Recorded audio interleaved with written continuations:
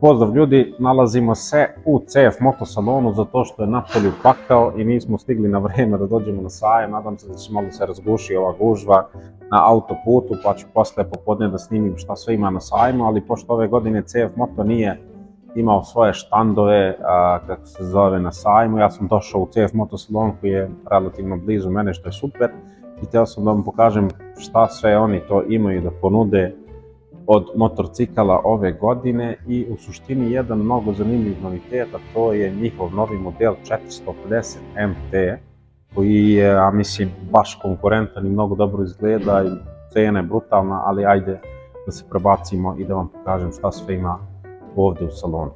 Evo ovako, ajmo da vidimo šta sve ima ovdje u CF motosalonu. Sve i svašta, i odmah što se popnete u stepenice vidjet ćete tamo jedan novi motor koji do sad nije bio tu, ako ste ranije posjećivali ovaj salon. Ali krenut ćemo redom, čisto da vidimo šta sve ima tu. Tu su i kvadovi, tu su i 125-ice, tu su i sportski motori. Tu su naravno i Naked Scrambler verzije motora, kao i dole u pozadini možete vidjeti MT motore 600, to je 700, novi model i Pasu MT. Ali ajmo da krenemo od onoga što je najzanimljivije, a to je novi model 410 MT motor koji košta samo 5990 €. Po mom subjektivnom mišljenju motor izgleda brutalno, mnogo lijepo. I sad ću vam prođem bar ono što sam ja do sad saznao i naučio da ovaj motor ima. Šta je to što ima ovaj motor, što je toliko dobar, što mi se svidao, što ja mislim da je baš konkurentan recimo sad i Hondi čak, i pogotovo sa tom cenom. Evo ovako, pre svega izgled ovog motora je, kao što možete vidjeti, jako lijep. Cena 5910 €, agregat 32 kW, 44 konjske snage, Boschova elektronika, Zhengzhuan ili kako se čita, ABS-ovi kočeni sistemi, 17 litara rezervar i težinu od samo 175 kg. Znači, brutalan paket. KGB, ako sam dobro izgovorio, suspenzija, što govori da je nešto malo kvalitetnije nego neka fabrička, možda koja biste rekli da je kineska, što je cool. Napred, kao što vidite, ima jedan disk i 21 inč točak žičane felme, ako ne grešim. Jedina mana koju sam ja video za ovaj motor, ali neću baš krenuti od toga, ali to je, ja mislim da bi guma ova CST trebala se mijenja, zato što je to neka plačna guma, ali je tubeless, što je cool, ali s druge strane, pitanje koliko je dobra, nisam vozio, ali vidio sam neke recenzije, ljudi voze ovaj motor, strašno dobro. Mislim, ono, za off-road je, ja mislim, baš dobra mašina. Evo kako izgleda ovdje mašina, ima naravno dole štit, ground clearance, ja mislim da je prilično visok, dolazi bočni štender, centralni nisam siguran da dolazi kao fabrički, ali ajde sad ćemo da vidimo. Idemo da vidimo s druge strane kako izgleda ovaj motor, obzirom da mi je ovdje najinteresantniji za vidjeti, zato što 800 MT smo recimo vidjeli prošle godine. Vidimo iz ovog ugla, pazi kako izgleda dobro motor. Brutalan motor, baš mi se sviđa kako izgleda. Naravno prenosni lanac, bočni štender, to sam sve već rekao. Sa ove strane kako gleda uživo ljudi, mislim, ne znam sad na snima kako će vam delovati, ali iz ove perspektive motor ne deluje uopšte malo, brate, znači baš deluje kao neki velik motor. Znači, ako ste malo visočiji, to krupniji, mislim da nećete izgledati, što kaže, smiješno u motoru, iako je samo 450 kubika, tako da izgleda baš moćno. Proći ćemo malo posle kontrolnu tablu, čisto da vidimo ovdje s ove strane isto kako izgleda. Sve super, ima ove šire, kako se zove, zastere, koje možeš da skineš ovaj gumeni deo. Ako voziš off-road, ima off-road kočnicu, sve je to full, kako to dobro izgleda, sviđa mi se kako su uradili. Sad, ovo je neki, kako se zove ovaj, dodatni bumper za zadnju suspenziju, ne znam, nisam zaboravio sam, ali to u suštini bi trebalo da poboljšava zadnju suspenziju na neki veći nivo. Sad, jebi ga, ja sam amater, nisam neki profi stručnjak, tako da izvinite ako se ne razumijem najbolje, ali koliko razumijem motore, to je što mogu da ispričam. Sad što se tiče kvaliteta, šta ja gledam od motora? Gledam bukvalno kakvi su dugmići, kakva je plastika. Ovo deluje prilično kvalitetno. Kočnice nisu ne mogu da se podese. Ovdje deo je staklo, što je cool. Ja mislim da je ovo staklo ili plastika. Ali dugmići ovdje, kao što vidite, imate opciju da isključite ABS. Imate, ja mislim, neke opcije za vodove vožnje, obzirom da imate mali neki TFT ekran. Windshield se podešava, vidite, možda čak i u toku vožnje, ali rizično. Pre bih preporučio da van vožnje, kako se zove, to radite. Ali kvalitet mi deluje, znaš što volim na motore, volim bukvalno ovaj key cap, vidimo kakvog je materijala, kako je, pošto ovo će 700 puta da uradiš kad si baš gorivo. Zanima me kakav je kvalitet, kakvi su... Ovo, po mom mišljenju, deluje baš kvalitetno i mislim da ovaj motor za 5900 € vredi svaki dinar, iskreno. Sad, da li bi ga ja kupio? Ovaj motor ne bih kupio zato što sam našao neki motor koji hoću da kupim i zato što ne planiram toliko off-road da vozim. Ali ako planirate neki motor da vozite malo van puta i kako se zove, da se vozite negde malo off-road i ta neka varijanta, znači ozbiljno bih vam preporučio da pogledate ovaj motor. Da, još nešto nisam napomenuo na što me podsjeća ova prednjica. Ova prednjica, samo da skočim da, nadam se neću padnem. Ova prednjica me podsjeća, ne znam da li vas podsjeća na Hondu CB500X ili Transalp, samo što su kao da su odvojili ova dva fara. Ono je bio upravo na Transalpa i na Hondu NCX i tako, a ovdje su kao odvojili, što je mislim super i to mi se sviđa. Uglavnom, motor je brukica i još jednu stvar nisam pokrio. Brukica, kako sam se izrazio, bože. Šta ja pričam ponekad. Nisam pokrio Gen Juan, rekao sam. Gen Juan kočnice napred. Ja mislim da je ovo 285 mm sa ABS-om napred.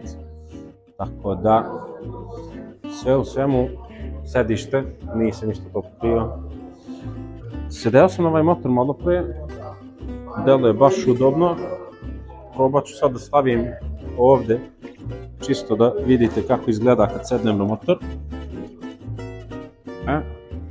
Stavim tu. Nadam se da neće se pomeri mnogo, neće. Samo da vidite kako izgleda kad ja sednem. Ja sam 1,80 m i imam 115 kg, tako nešto. I evo kako izgleda motor kad sednete na njega. Po mom mišljenju, mnogo lijep položaj sedenja za off-road. Ako vozite off-road, baš se lako ustaje, sedište ide skroz napred. Znači, bukvalno nema ono da udarate neprijatnim delovima u rezervoar. Dugmići, sve je kvalitetno, kočnice, ručkice, sve deluje baš kvalitetno, preglednost je top. Iskreno, ne znam, ja bih ovo možda čak vozio i po gradu, sad ne znam koliko je on udoban po gradu. Ali, pošto sam ja našao motor koji mi se više sviđa, to je Triumph Tiger Sport.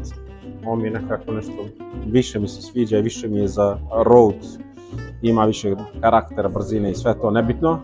Ali ovaj motor, ako bih kupovao neki motor da idem adventure malo, negde malo ono, tipa ćeš da obilaziš Uvac, ćeš da obilaziš neka mesta po Srbiji, ovamo, namo. Obavezno pogledate ovaj motor, ljudi. Retrovizori su cool, mislim da su foldable, pa sam negdje video. Znači možda i pomeriš, ali ovdje je neko fiksirao. Uglavnom, to bilo to za ovaj motor. Ako vas zanima, dođite posetite CF Moto salon. Okačit ću adresu, kako se zove, okačit ću lokaciju ovdje na Voždovcu, ne znam tačno, kod Dušanovca, kako se zove adresa, ali okačit ću vam ispod, mada možete i da googlate, nema šta da pričam. Uglavnom, to bi bilo to za ovaj motor, ljudi. A ja ću da snimim što ima još po nešto u salonu i šta je još tu zanimljivo. Dobio sam ključeve sad od momka što radi ovdje i dao mi je samo da ključim. Vidite kako izgleda šah tabla. to jest instrumentabla. Ovdje ovaj ekran, provjerit ću koliko tačno ima inča, ali vidljivost na telefonu se možda čak i toliko ne vidi, ali izgleda brutalno. Baš je pregledno pokazivač brzine, temperatura, koliko još imate goriva, voltažu akumulatora, vreme. Ja mislim da tu imaju čak i neke opcije da menjaš neke stvari, da ovdje na gore dole možda menjaš neke stvari kako i šta. Sad za neke modove vožnje, imate ovdje da uđete, da povežete telefon, možete birati čak i temu, čekaj, enter, tema, imate dve opcije, znači ajde vidimo kako izgleda ova druga. Jesam odabro nju? Jesam, idemo se vratimo.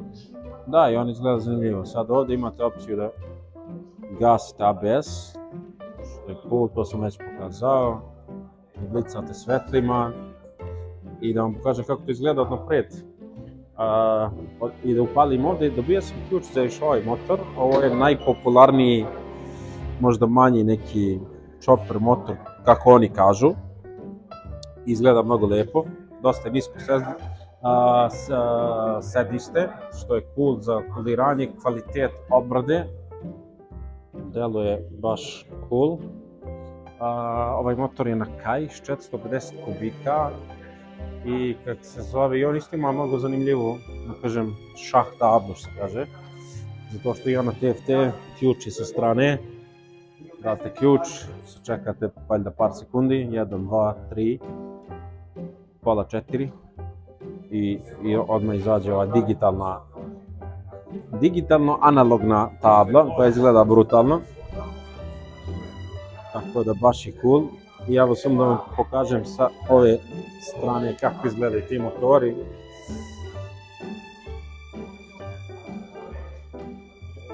Prelep. Naravno, levi motori više ako hoćete da kruzirate i kulirate i da uživate u pirkanju vazduha, desni motor je više ako hoćete da osvajate neke off-road puteve i ako ste više malo neki avanturista stil, da kažem.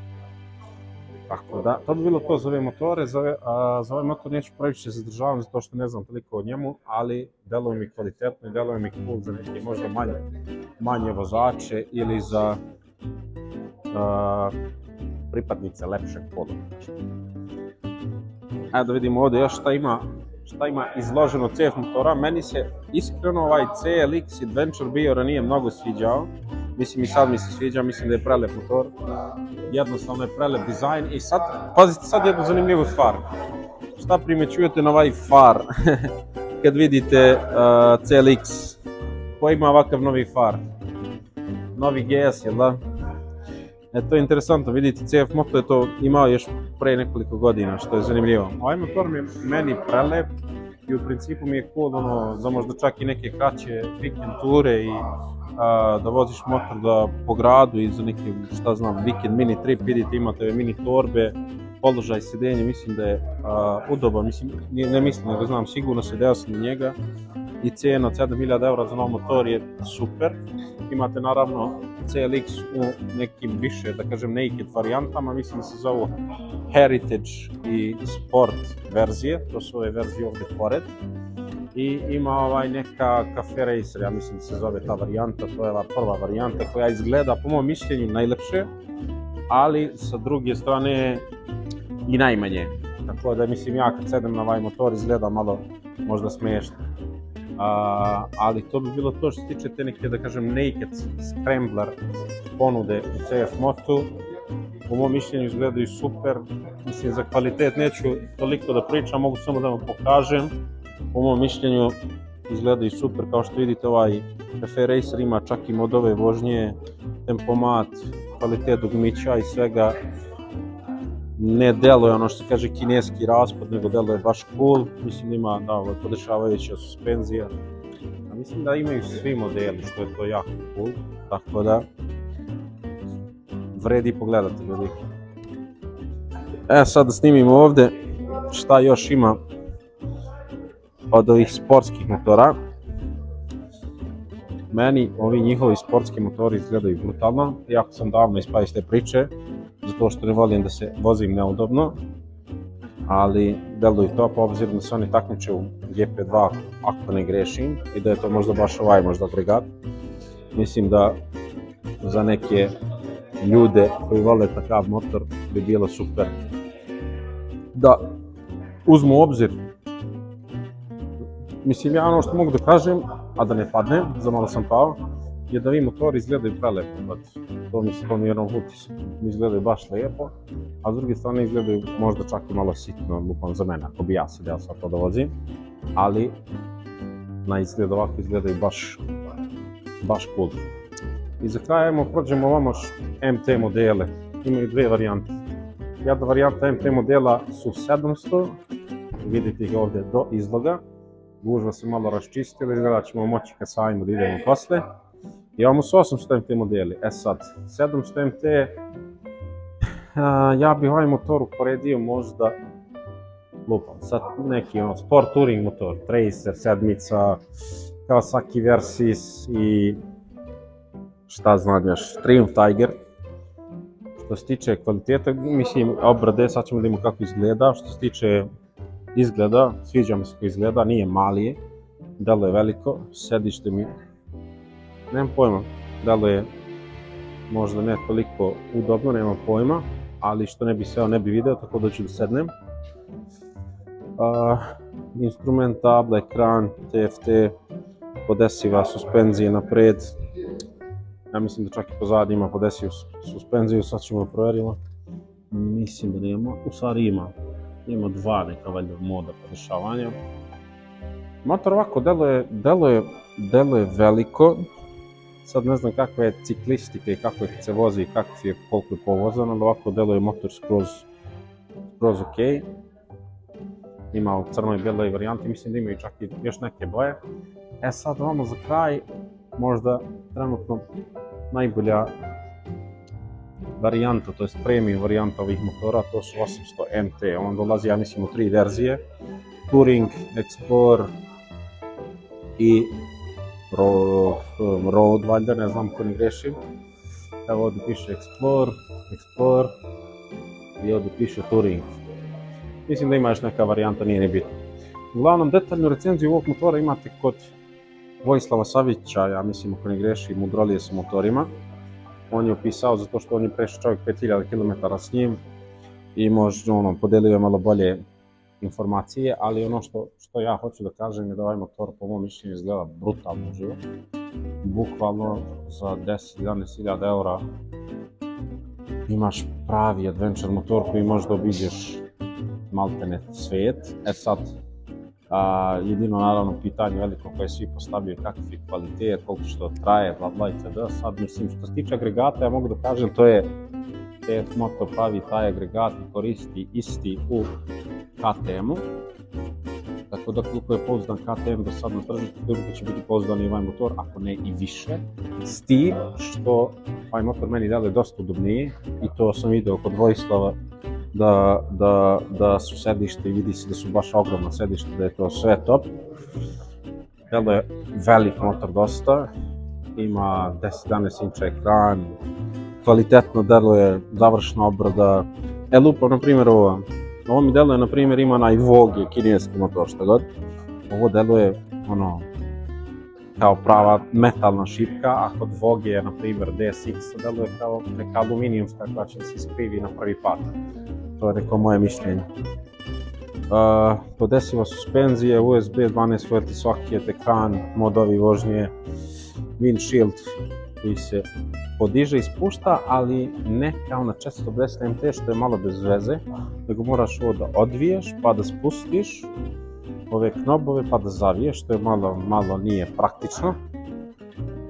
Dugmići, modovi deluju ok, tempomat naravno ima, tako da motor deluje cool, ali za recenziju iz vožnje kažem pogledajte Mudrolije na motorima kanal, oni su to malo bolje uradili, nisam ja toliko iskusan da se bavim tim, ja dajem samo ovdje samo neko moje mišljenje i moj mišljenje utisak je da ovaj motor je baš super i za nekog ko razmišlja o adventure motorima da bi trebao pogledati, zato što brate nismo svi milioneri, ne možemo kupiti multistradu koja košta 30.000 eura i mislim multistrada nije, on je više sport touring motor nije baš toliko adventure kao ovaj CF Moto. Ja bih ovaj motor preuporedio s GS-om, koji je više road, to jest adventure pa road, a multistrada mi je recimo road pa adventure. Tako da, to bi bilo to, ljudi, za ovu epizodu iz CF Moto salona.